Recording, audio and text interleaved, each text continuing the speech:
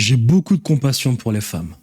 Beaucoup de compassion. Quand on connaît l'histoire d'Occident, quand on connaît l'histoire de ces systèmes nomades, pastoraux, patriarcaux, quand on sait que les gens à la peau blanche existent depuis aujourd'hui 8000 ans, et que les femmes blanches n'ont eu que des libertés il y a à peu près 100 ans. 1918 en Angleterre, 1944 en France. Donc c'est-à-dire, depuis près de 7 millénaires, ces femmes, ces êtres ont été des biens cheptels, c'est-à-dire faire des enfants et rien d'autre. Les Grecs qui nous parlent de démocratie alors que les femmes sont des esclaves. 90% de la population est esclave. Les Romains, n'en parlons même pas. Les Germaniques, des grands barbares, on le voit encore aujourd'hui. J'ai tellement compassion pour les femmes, même pour les femmes noires, quand on apprend qu'elles étaient libres avant les invasions étrangères et qu'ensuite le système matriarcal africain s'est transformé en système patriarcal. J'ai aussi de la compassion pour les femmes arabes, qui sont exactement comme les femmes occidentales, qui ont eu très peu de liberté dans leur histoire. Donc, cette vidéo va s'adresser aux hommes qui se croient bien plus malins en nous racontant des conneries comme quoi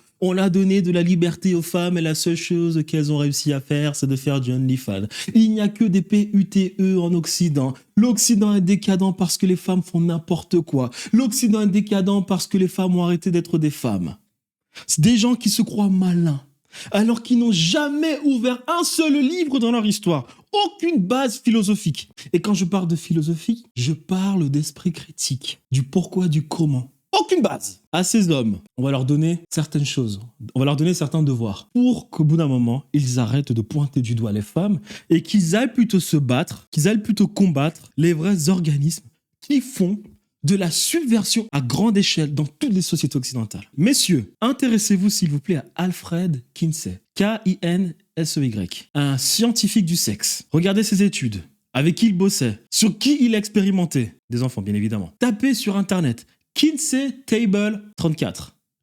Il est appelé le père de la révolution sexuelle américaine. Intéressez-vous à son Kinsey Report 1948, qui repose sur des données obtenues via des expériences sexuelles sur des enfants, notamment la table 34. Soutenu par Rockefeller, des multimilliardaires. La méthode qui influence encore l'éducation sexuelle moderne aujourd'hui. Intéressez-vous à John Money, un psychologue néo-zélandais, inventeur du concept moderne de genre, connu pour avoir détruit la vie de David Raymer, enfant élevé de force comme une fille qui finira par se suicider. Intéressez-vous à Hugh Hefner. Alors tout le monde connaît Hugh Hefner, Playboy. Très bien, fondateur de Playboy, qui était lié à Alfred Kinsey, qui normalisait la sexualisation commerciale des femmes à l'échelle mondiale, qui avait des relations avec les gouvernements, notamment le gouvernement américain, bien évidemment, financé par des cercles élitistes, qui avaient accès aux médias à grande échelle dans les pays occidentaux.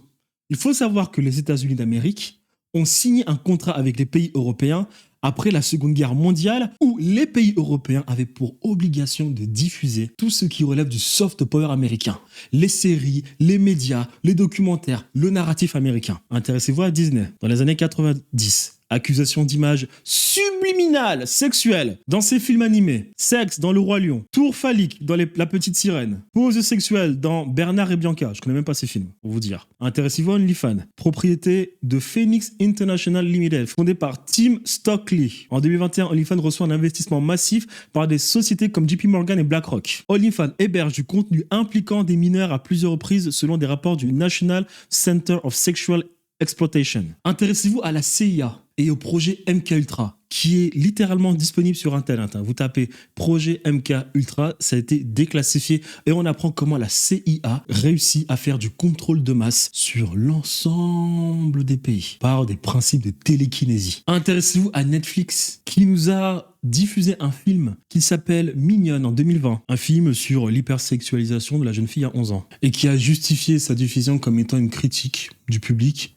mais qui a contribué à la banalisation. Donc c'est-à-dire que si vous fouillez sans arrêt, vous allez toujours trouver des organismes qui font de la subversion de masse dans le pays pour lobotomiser, éduquer à leur image, comme ils le souhaitent, le jeune garçon et la jeune fille. Voilà comment vous avez des populations qui sont hyper sexualisées, où vous avez des jeunes filles de 13 à 17 ans dont le seul but est de perdre leur virginité. Lorsque vous essayez d'aller plus loin de ce qu'on voit sur TikTok, vous comprenez que si vous faites partie de ce petit jeu de les filles, OnlyFans, la pornographie, les filles, la décadence occidentale, si vous jouez à ce petit jeu, vous n'êtes pas si malin. Vous n'êtes pas si malin et vous manquez de profondeur.